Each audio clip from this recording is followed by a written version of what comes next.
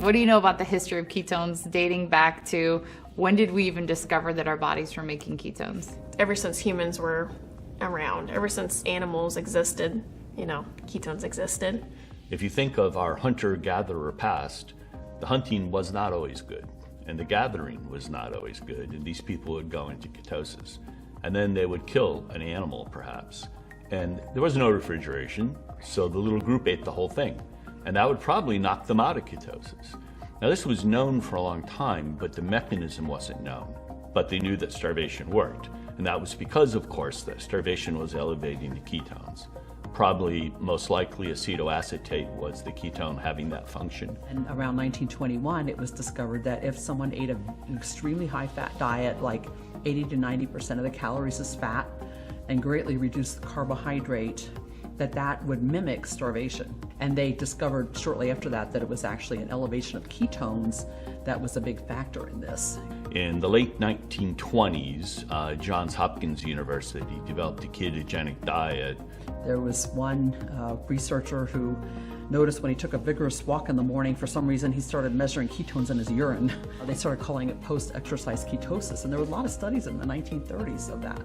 And it was shown in the 1960s then that during starvation, like as you starve over a number of days, that the ketone level would increase from virtually zero, before they started this fast, to get quite high over a period of about 10 to 12 days or so, and then kind of level off. And as long as you have fat to burn, you will keep making ketones, and your ketone levels will stay up at that level. The very first ester was like drinking rocket fuel. It tasted really bad. I've never drank rocket fuel. I mean, I worked at NASA, but I never even took a sip. But this was the most awful thing, and they were making it in like white barrel, white pails. I brought a pharmacologist with me, and works for the department, and she wouldn't drink it, so I took her bottle with me.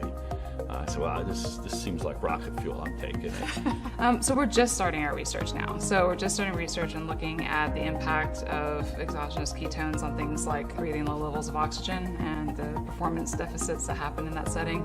We're looking at it for cold water divers and being able to protect against hypothermia. More than 20 years later, we actually have an exogenous ketone that people can simply take and increase their ketone levels and experience the benefits. It's the last 3 years that have blown up the whole industry.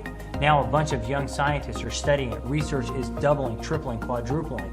Why? Because honestly, the Prove It community is going out there and telling everybody around the world just how powerful this message is, and it's changing the game.